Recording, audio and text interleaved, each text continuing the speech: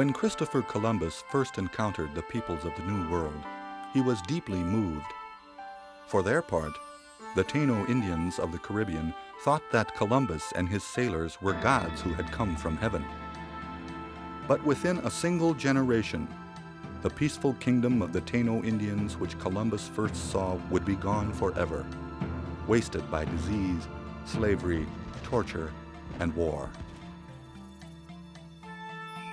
This new world that Columbus found was, in fact, a very ancient place, and the people he called Indios had lived upon the continent for thousands of years. Their ancestors were its true discoverers, Ice Age hunters who'd followed the rising sun east across the land bridge from Asia to discover a continent ruled by glaciers and great horned bison. When the ice melted, nomadic tribes pushed southward into the green heart of the continent, following the stars, the seasons, and the herds. They peopled the mountain ranges, the verdant river valleys, and the painted desert canyons. They fashioned languages and customs as varied as the feathers of the birds, yet between them ran spiritual roots buried deep in the earth. And then, after centuries beyond number, the white man came in search of wealth and power. 2 million Indians would endure 4 centuries of struggle before the sun finally set upon their free dominion. These European settlers came in wave upon wave to occupy Native American lands. In the bellies of their ships, the Europeans carried horses, guns, and disease. And in their hearts, they carried a belief in their destiny to rule the Americas from the Atlantic to the Pacific. As the whites pressed ever westward, they finally waged an absolute war on the Indians that would close the frontier and usher in the white man's era of railroads, telegraphs, and mining. Yet the history of America is, in many ways, the history of the American Indian, for they gave the Europeans the skills and knowledge needed to survive in the New World. These are the stories of the mightiest Indian nations. The Iroquois of upstate New York were a unique confederation of 6 Indian nations. Their great law of peace attracted the attention of American colonists who were forging their own new country. The Seminoles of Florida, who gathered together free Indians and black slaves fleeing the northern lands. Together, they built a patchwork nation of peoples mirroring the melting pot of America. The Navajo, whose powerful spiritual link to their land inspired a courageous defense of their territory in the great Southwest. The fiercely independent Cheyenne, the beautiful people of the plains, whose families were massacred by U.S. Army soldiers at Sand Creek. And their brothers, the Teton Lakota, the defiant warriors of the West, who united with the Cheyenne to hold back the tide of Western expansion for 50 years. These stories tell only a part of the American Indians' history, yet they paint a picture of the vastness of their domain, the depth of their beliefs and hopes, and the brave defiance of these men and women as they walked into the evening of their time of freedom on this earth.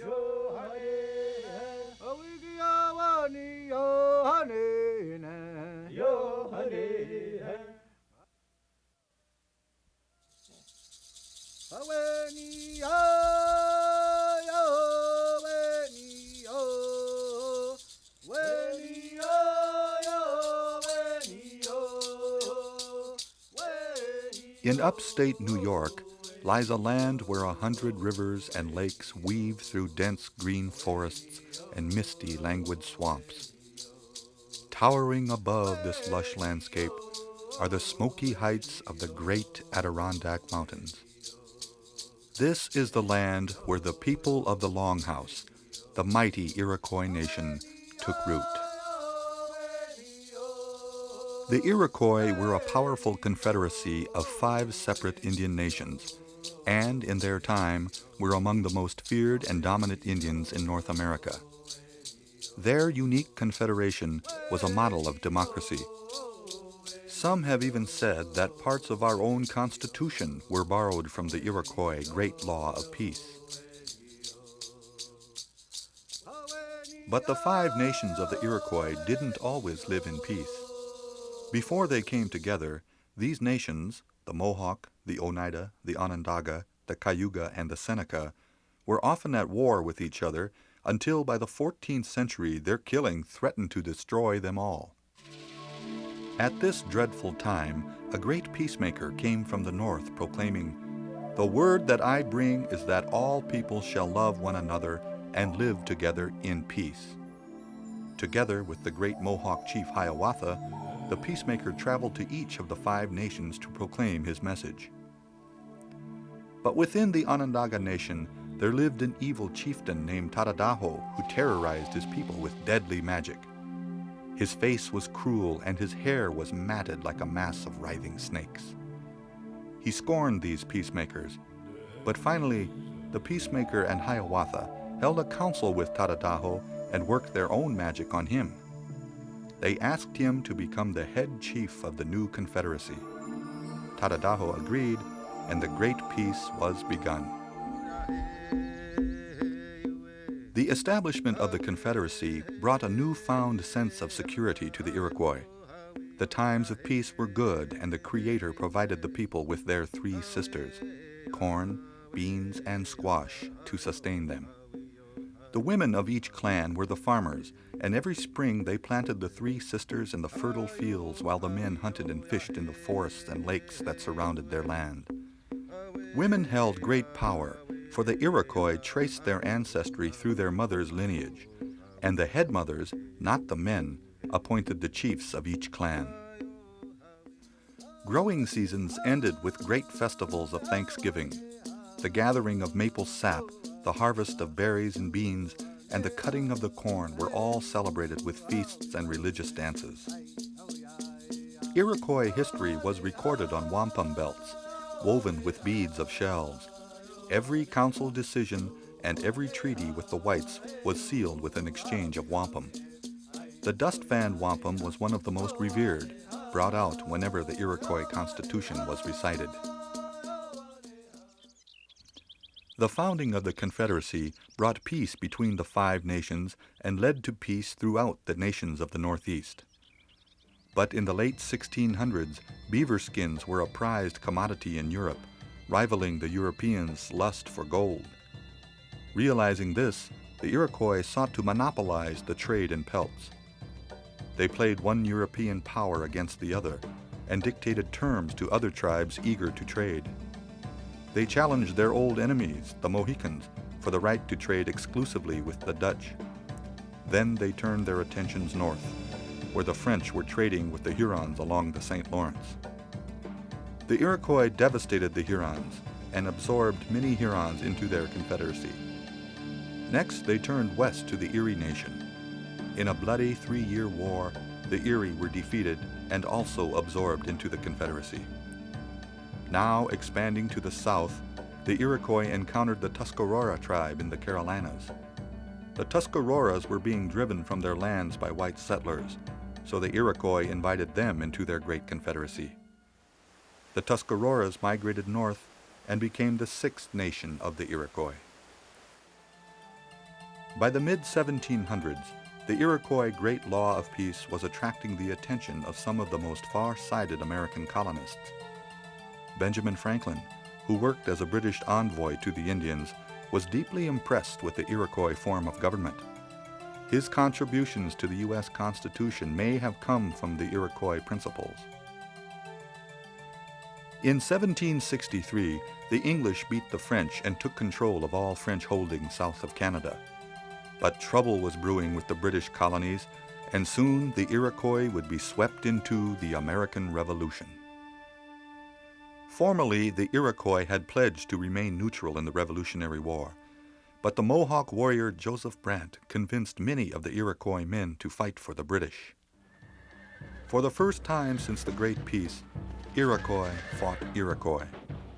The Mohawks, Senecas, Cayugas, and Onondagas fought with the British, while the Oneidas and Tuscaroras sided with the colonies. When the English finally fell in 1783, the new United States of America treated the entire Iroquois Confederacy as a conquered nation, forcing the Iroquois to surrender most of their territory.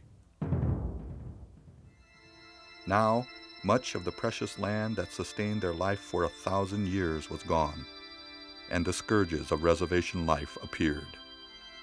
Drinking and idleness led to violent fights between once proud warriors. In their poverty, they were forced to sell even more of their land. The whites had finally robbed them of their pride and dignity. By the end of the 18th century, the spirits of the Iroquois people had fallen to new depths. At this dark hour, an unlikely prophet came to them. Handsome Lake, a Seneca chief and a notorious drunk, fell one day into a stupor so deep his pulse stopped. Moments later, Handsome Lake awoke from near death and revealed a great vision. 3 messengers came with a command from the Creator. These messengers condemned whiskey, abortion, and witchcraft, and called for a return to the old ways of living before the whites came. The Iroquois people were profoundly affected, and his teachings became known far and wide as the Longhouse religion. But the displacement of the Iroquois from their land continued. Tragically, between 1830 and 1846, the U.S. government carried out the removal of Indians west of the Mississippi. In spite of a series of land swindles and broken treaties, the Iroquois managed to hold on to small parcels of their land in New York and Canada. By the mid-1800s, the Iroquois were adapting to the white man's culture.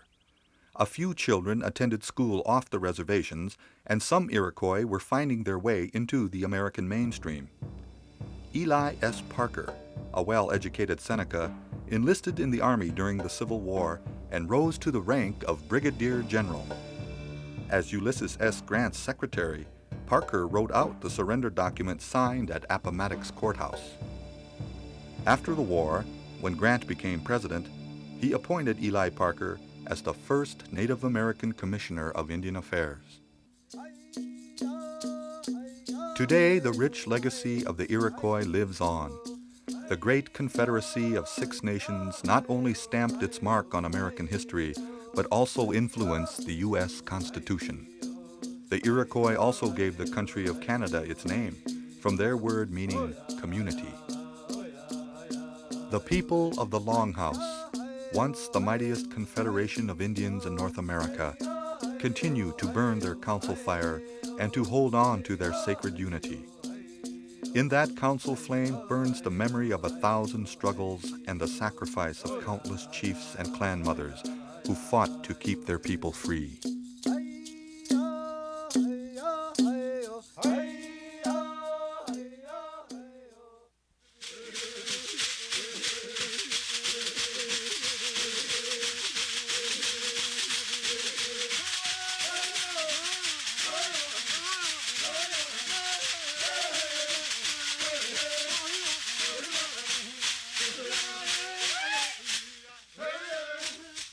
In a great peninsula at the edge of the continent lies a land of lush green forests and deep meandering swamps.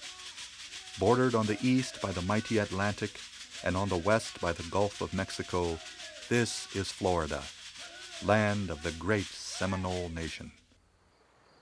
It was here that the Seminoles fought the longest resistance to U.S. expansion by any Indian nation. It took 3 wars, half the U.S. Army, and over $30 million to subdue the proud and defiant Seminole people. To this day, the Seminoles remain the only Indian nation that never signed a document of surrender with the U.S. government. Florida's first people, the Timucua, Calusa, and other tribes, were virtually wiped out by war and disease brought by the Spanish and British in the 16th and 17th centuries. Then, in the early 1700s, a wave of refugees came to Florida from the north, fleeing from the expanding British colonies. They were Creek Indians driven off their lands by settlers and African slaves and other Indians escaping slavery. In the lush grasslands of Spanish Florida, these Indians and blacks began to merge into one people known as the Seminoles. Their name came from the Creek word Seminole, meaning runaway or wild. And for many years, these runaways lived together in the untamed land of northern Florida. Blacks formed their own towns side by side with Indians, some free, some enslaved to Indian masters. Life centered around Seminole towns, or tawas. They worshipped the master of breath, embodied in the sun, and took names for their clans from the world around them. Names like alligator, turtle, snake, and maize. Every summer, at harvest time, the Seminole people gathered in town squares to celebrate the new year with the Green Corn Festival. After 8 days of dancing, sweat baths, and purification, the priests swept the old ashes from the fire pits. Then they started a new fire in the town square, and all past grievances were forgiven. Medicine men carried hot coals from the town fire to each home, and on every hearth the people roasted green corn. In the warmer climate of Florida, Seminole farmers began to grow large groves of oranges, and many learned the ways of horse ranching and slaveholding from their European neighbors. The Seminole chief, King Payne, even owned a plantation with 20 slaves, 1,500 head of cattle, and 400 horses. But then, in 1776, American colonists revolted against British rule. England created chaos by proclaiming freedom for all African slaves. More and more African runaways fled south to join the Seminoles. American slaveholders grew angry and nervous about whole towns of black Indians living at their southern doorstep. After the Revolutionary War, Americans began crossing the Florida border to settle on Indian lands. Slave traders raided Seminole villages, kidnapping anyone who looked black. Infuriated, the Seminoles struck back.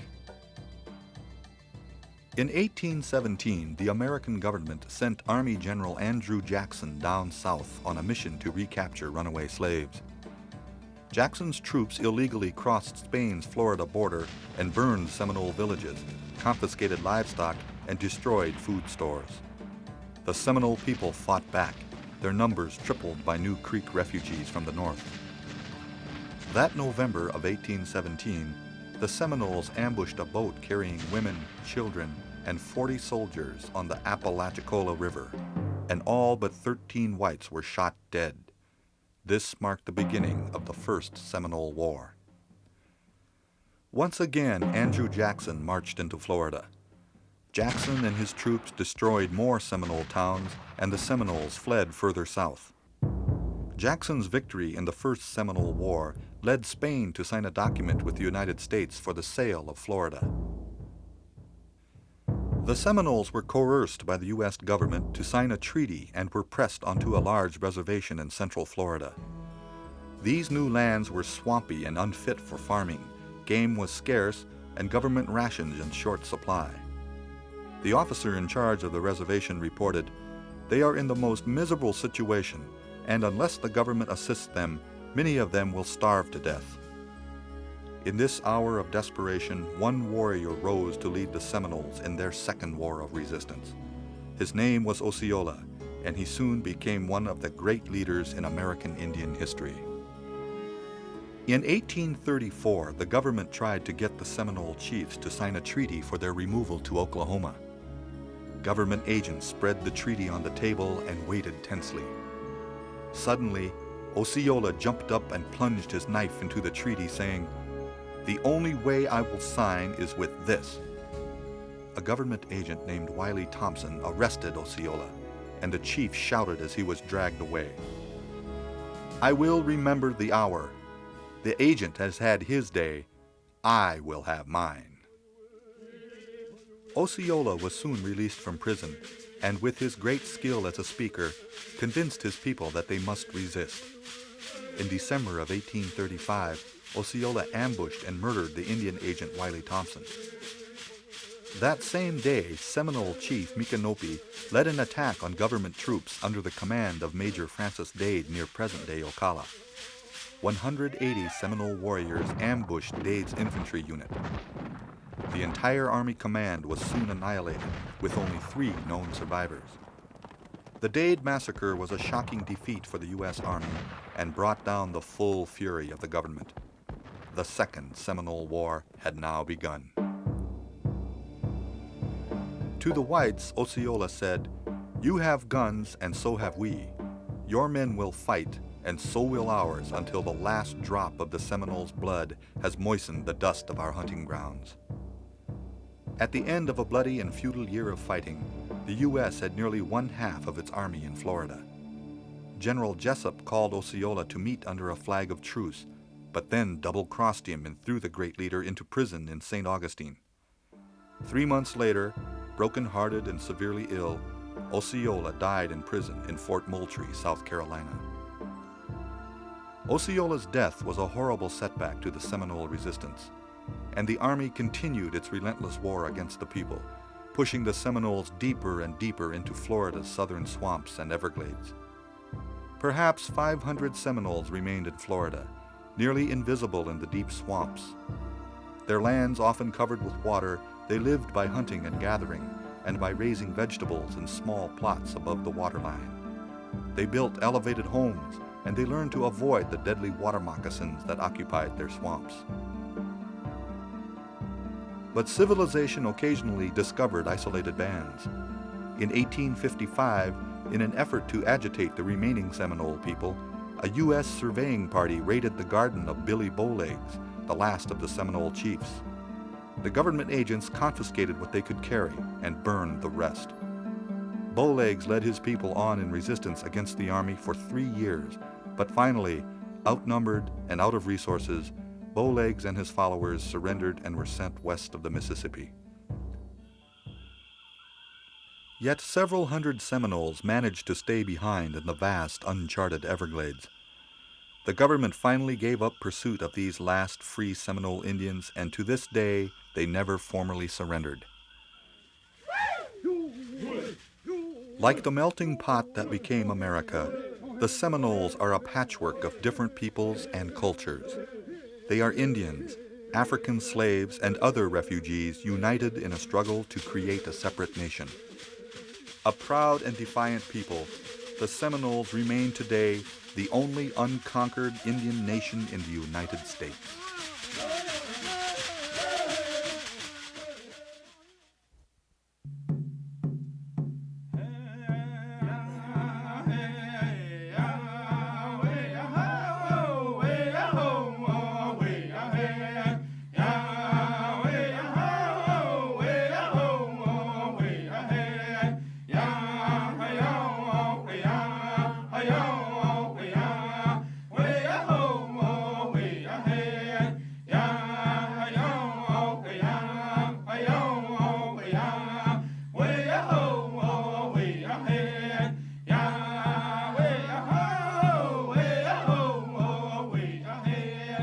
In the mystical land of the great Southwest, jagged pinnacles touch the clouds, and giant sandstone buttes rise dramatically from the desert floor. It is here where the Navajo Nation carved its civilization many centuries ago. The Navajo's ancient ancestors came to this land from northwest Canada over 700 years ago and settled in the red rock canyons of what is now northern Arizona and New Mexico. They invaded the homelands of the cliff-dwelling Anasazi, who they drove south towards Mexico.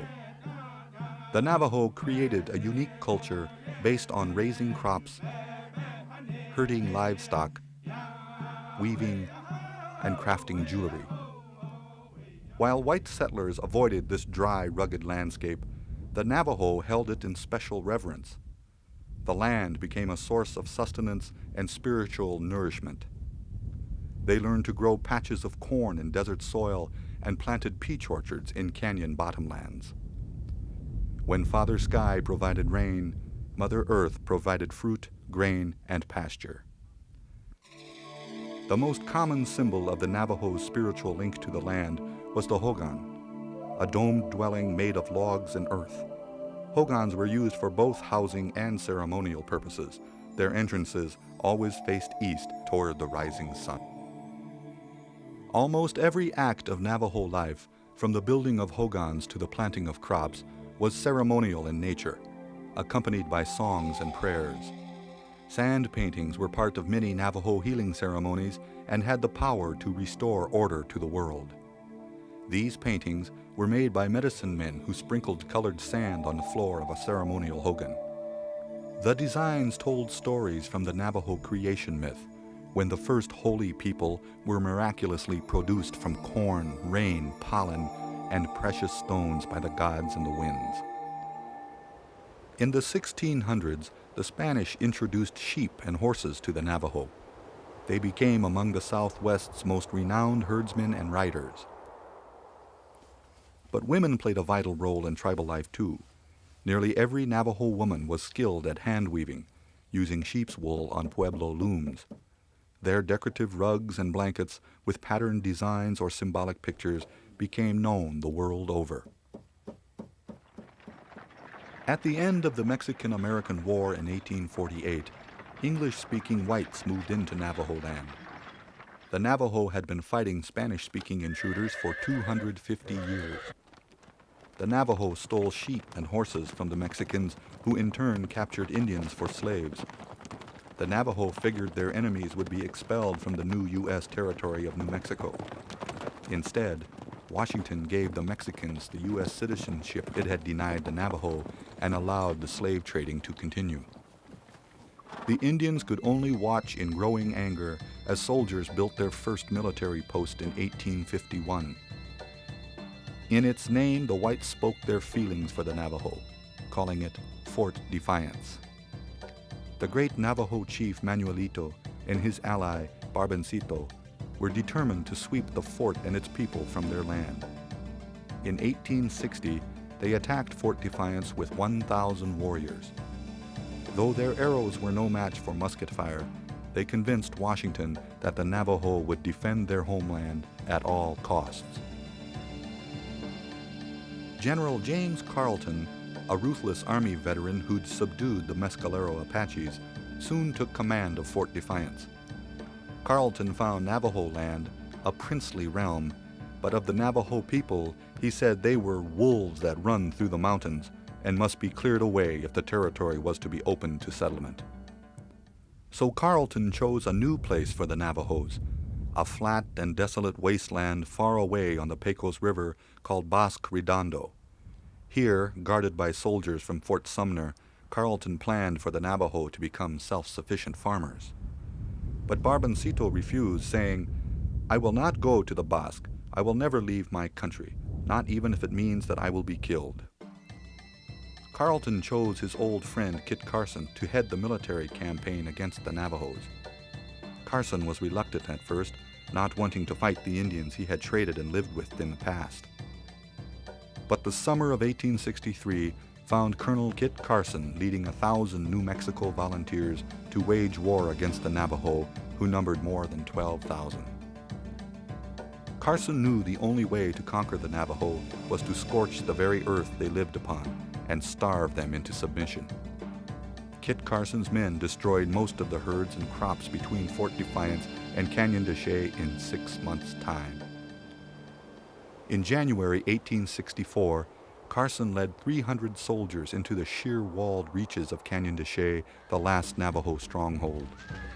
The soldiers burned hogans, slaughtered livestock, destroyed cornfields, took women and children captive, and killed the men with their muskets. Barboncito was captured, but Manuelito escaped with 4,000 members of his band. The 8,000 Navajo who'd surrendered set out on the Long Walk, a terrible 300-mile journey to captivity at Bosque Redondo. Hungry, homesick, and nearly naked against the cold, 200 Navajo died along the way to the wasteland that General Carleton considered a fine reservation. But Indians who escaped the reservation told of a barren, drought-stricken land where they lived like prairie dogs in burrows. Kit Carson continued to hunt those who were still free. In September 1866, Chief Manuelito and 23 hungry, ragged warriors surrendered at a military post in northwestern New Mexico. His band had resisted capture for more than 3 years, but now they were too exhausted to fight on. The days of the free Navajo Nation were over.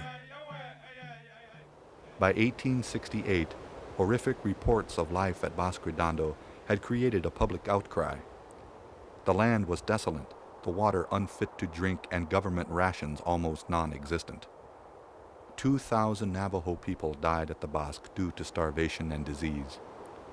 "The sooner it is abandoned and the Indians removed, the better," said the reservation superintendent. And so, on June 1st, Manuelito, Barboncito, and 5 others met with Army Commander William Tecumseh Sherman to sign a treaty. When the Navajo leaders first saw Sherman, they were fearful of him because his face was the same as Carleton's, fierce and hairy with a cruel mouth.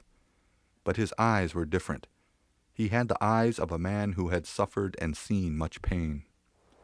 Sherman told the Navajo, "My children, I will send you back to your homes." And so the government allowed the Navajo to return to a reservation in their old homelands. "When we saw the top of the mountain from Albuquerque," said Manuelito, "we felt like talking to the ground. We loved it so." The Navajo would never forget those 4 years of death and suffering at the Bosque Redondo. The Fearing Time, it was called. Over the years, the Navajo people fought countless battles to defend their territory and endured endless years of forced captivity. But they never lost their spiritual link to land. It is in this land and in the giant mountains that surround it and the sky above that the very soul of the Navajo can be found.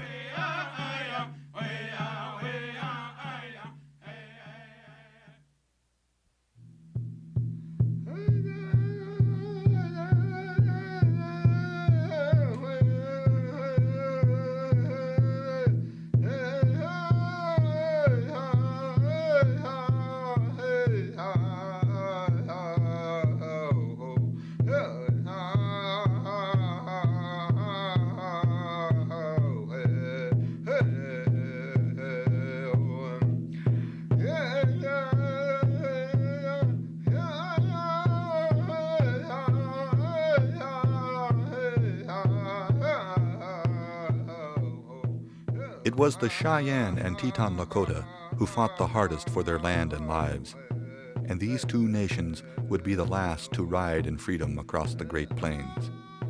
Here, the vast prairies stretched from Texas to Canada and from the Mississippi River to the Rocky Mountains. As the mightiest of Plains tribes in the 19th century, the Cheyenne and Teton Lakota shared a similar way of life. They were horse warriors who built teepee villages, and they had many of the same ceremonies and rites.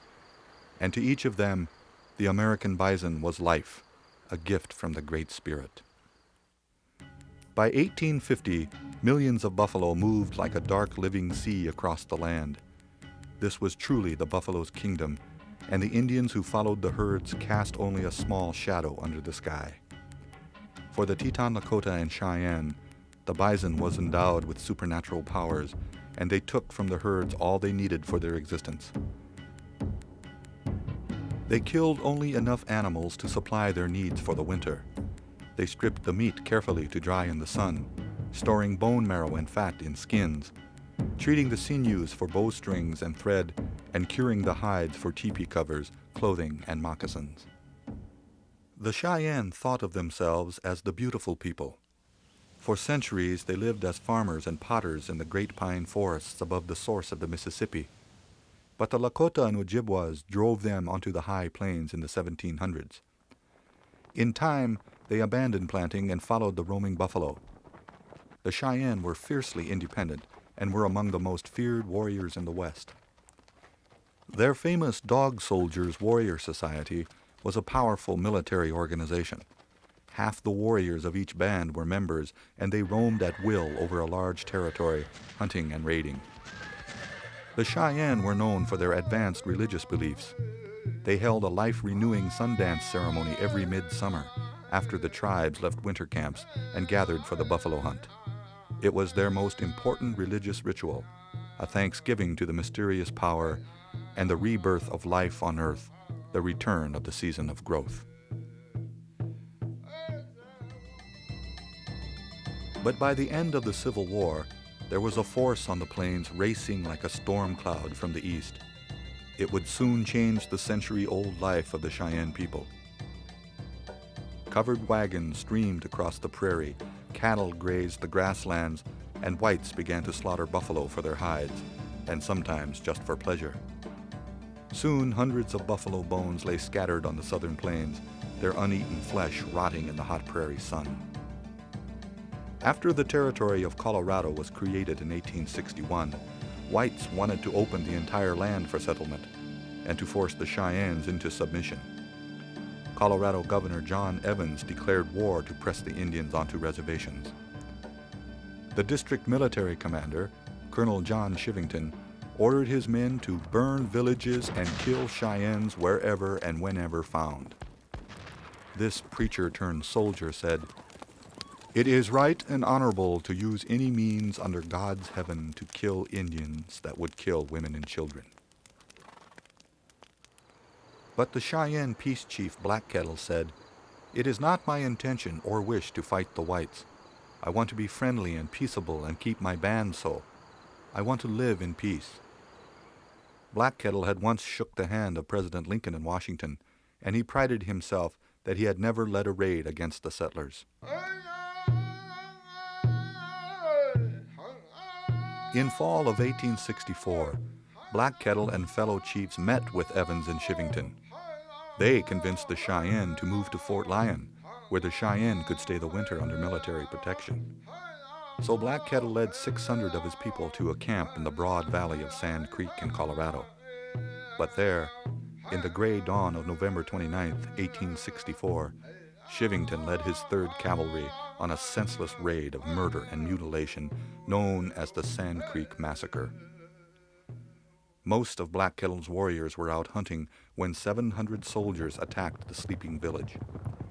Black Kettle raised an American flag and a white banner over his teepee, but the troops shot everyone they found. Screaming Indians fled in all directions. A handful of warriors fought back, and the skirmishing continued for 4 hours along the creek. Then at noon, silence fell. 200 Cheyenne and Arapaho were dead, 2/3 of them women and children. 9 chiefs had perished, and though Black Kettle escaped unharmed, his wife was shot 9 times and left for dead. Chivington's boys, as he called them, paraded through Denver showing the scalps, severed arms, and legs of the Indians. But rumors of the atrocity spread, terrible enough to outrage the American public. Kit Carson, himself a battler of Indians, called it the action of a coward or a dog. Over the next 3 years, an alliance of Indians ravaged the South Platte Valley. They ripped down telegraph wires and pillaged stagecoach stations, ranches, military outposts, and towns. Scores of settlers were killed, their women and children dragged away as captives. Now public opinion turned back against the Indians, and the United States launched a full-scale Indian War. Black Kettle still hoped to spare his people, and he led 80 families to a refuge south of the Arkansas River. By 1868, the Kansas military commander, Philip Sheridan, was convinced that the Cheyennes had to be punished. Sheridan ordered the brash and flamboyant Lieutenant Colonel George Armstrong Custer to proceed toward the Washita River, the supposed winter seat of the hostile tribes, to destroy their villages and ponies, to kill or hang all warriors, and bring back all women and children. 4 years after Sand Creek, history seemed to be thrown into a cruel and endless loop. Custer's elite 7th Cavalry attacked a sleeping Cheyenne village south of the Arkansas River, where Black Kettle and his people were camped. In a matter of minutes, 103 Cheyennes lay dead, including the great Black Kettle and his wife.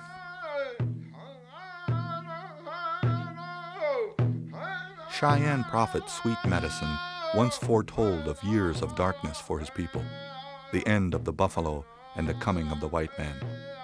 But he could not foresee how their days of roaming the prairie in freedom would end. The Cheyenne were herded onto a reservation in western Indian Territory, where the warpath and the buffalo hunt was replaced by food rations and Christianity. But the land will always know the people who once walked its vast prairies and who hunted its sea of thundering bison. The Cheyenne were among the first to practice the concept of peaceful resistance. Their advanced religious beliefs and spiritual devotion served them well in their struggle to remain free. Among Native Americans, even today, the Cheyenne will always be known as the beautiful people of the plains.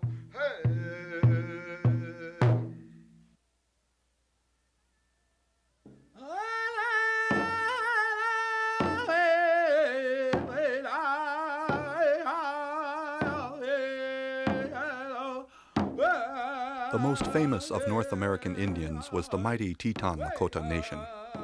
They dominated the heart of the Great Plains, from what is now Minnesota to Montana, from the upper Missouri River to the Platte River. They fiercely resisted the white man's rule for 50 years, holding back the tide of Western expansion until they could fight no more. The Lakota had originally come from the southeast woodlands, migrating along the Atlantic coast and then passing over the Great Lakes. They farmed and hunted in the upper Mississippi River area of Minnesota, until finally settling in the Great Plains in the early 1700s. The Lakota built a free-ranging lifestyle around two animals, the buffalo and the horse. They depended on the buffalo for food, clothing, and lodging. It was an animal endowed with supernatural powers, a gift from the Wise One above. The Hesapa, called by the settlers the Black Hills, became the sacred heart of the Lakota Nation. Warriors traveled to Hesapa, sought visions, communed with the Great Spirit, and received their spiritual power or medicine. But Lakota medicine would be powerless in the face of the white man. By the early 1860s, the Lakota had lost most of their land through treaties. All that remained in their possession was the sacred Hesapa and some hunting grounds in Montana. Yet in 1866, the whites came to them again, this time for permission to make a great road through the Powder River country to the newly discovered gold fields of Montana. The great Lakota chief, Red Cloud, hated the idea of an immigrant road through the Lakota's last hunting ranges. "When the white man comes in my country, he leaves a trail of blood behind him. I have two mountains in that country, the Black Hills and the Bighorn Mountain. I want the Great Father to make no roads through them." The request for permission was only a sham. Soldiers were already on their way to secure the road with a line of forts. Red Cloud put steel to his threat, and for the next 2 years, the Lakota held the troops under virtual siege. No wagon train, civilian or military, was safe on the Bozeman Trail, and Lakota raids claimed 154 lives. In the spring of 1868, General William Tecumseh Sherman came to Fort Laramie to make a peace treaty with Red Cloud. But the Ogallala leader sent a message saying, "When we see the soldiers moving away and the forts abandoned, then I will come down and talk." Reluctantly, the War Department complied. The Bozeman Trail forts were abandoned. Red Cloud rode triumphantly into Fort Laramie and signed a treaty declaring Powder River country and the Black Hills unceded Indian territory. In return, Red Cloud promised to go on the reservation, where he would never lift his hand against the whites again. For 8 years, the Lakota would try to forget the whites. But in the summer of 1874, Lieutenant Colonel George Armstrong Custer led 1,200 men on a gold hunting expedition into the Black Hills. Custer sent reports to the eastern newspapers of gold from the grassroots down. The Indians watched a torrent of riotous prospectors pour into the sacred heart of their nation, in complete disregard for the treaty the whites had made. When Washington tried to buy the Black Hills, the Ogallala war chief Crazy Horse replied, "One does not sell the earth upon which the people walk." The Hunkpapa chief Sitting Bull warned, "The Black Hills belong to me. If the whites try to take them, I will fight." Unable to buy the Black Hills, President Grant sent orders to the Lakota to report to an agency or be declared hostile by the U.S. and subject to military action. Meanwhile, the Plains tribes were gathering at Rosebud Creek for the sacred sun dance.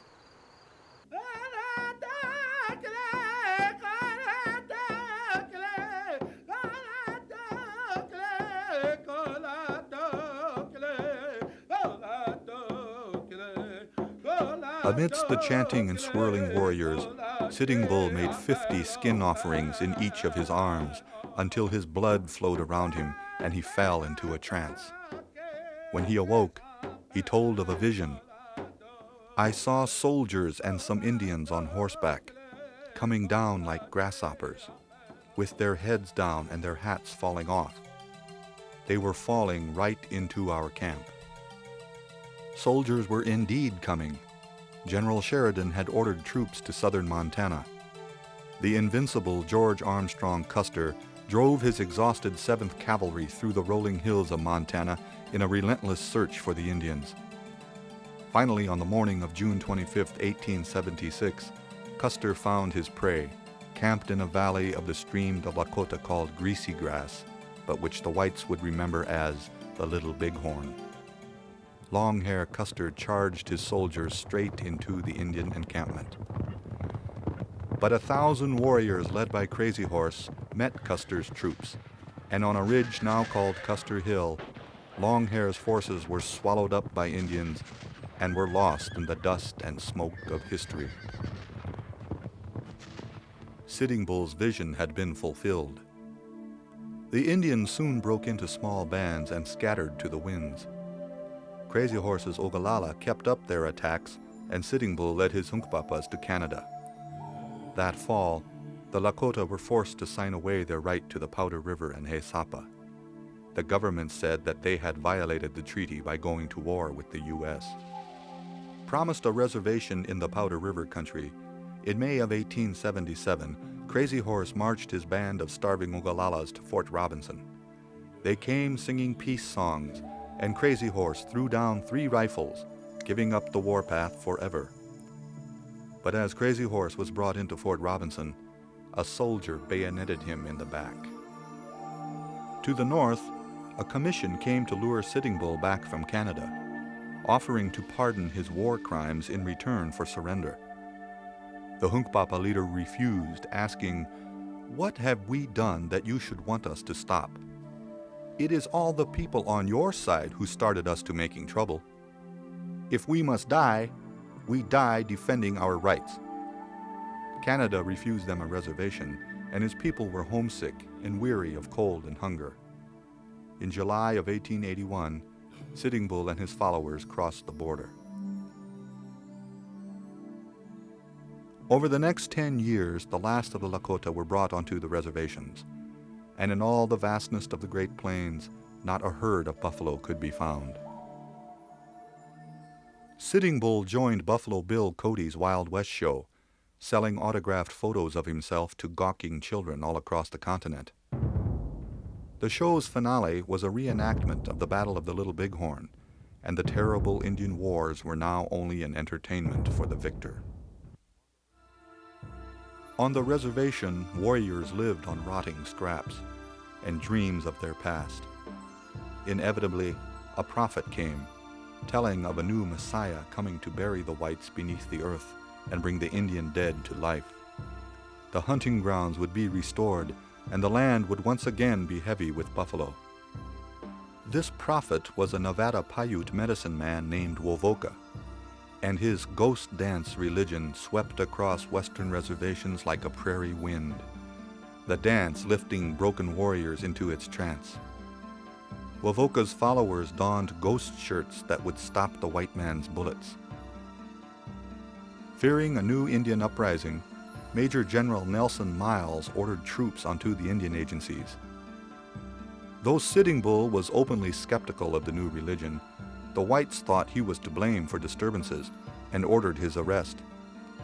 On the morning of December 15th, 43 Indian police led the Hunkpapa chief from his cabin. Shots were fired, and Sitting Bull fell to the ground, dead. Another band of soldiers had gone in search of the Miniconjou chief Bigfoot, whose people had gone to the Badlands where they could perform the ghost dance without fear. The Bluecoats caught up with them, and the Indians and the soldiers camped for the night beside Wounded Knee Creek. 500 soldiers stood guard over 350 men, women, and children. At sunrise, the army began disarming the Indians. Somehow, a rifle went off and a soldier fell dead, and both sides opened fire at once. The army cut down half the men with its first volley, and rapid-fire cannons rained shrapnel from the hills. Indians ran and were shot down like buffalo. When the smoke blew away, 153 men, women, and children of the Lakota Nation lay dead, their blood flowing together with 25 corpses from the 7th Cavalry. The ghost shirts had been powerless, and the snows fell for 2 days, softly muffling the moans of the dying. On New Year's Day of 1891, the frozen dead of Wounded Knee were gathered in wagons and buried in a mass grave. Lakota shaman Black Elk said many years later, "I can still see the butchered women and children lying heaped and scattered, and I can see that something else died there in the bloody mud and was buried in the blizzard.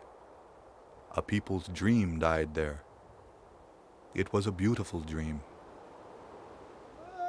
But the legacy of the Teton Lakota still commands deep respect and admiration today. Their fight for survival against the U.S. Army at Little Bighorn created a legend, yet ultimately led to their final defeat. The spirit of the Lakota, a proud people who poured forth their blood to preserve a way of life, will endure long after the stories of battle are forgotten.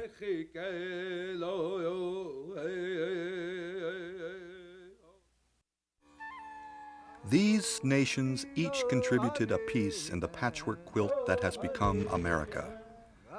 From the Iroquois great law of peace which influenced the writing of our Constitution, to the Cheyenne concept of peaceful resistance, these great Indian nations built a heritage that still inspires new generations of Native Americans. They will always be a vital part of the American adventure.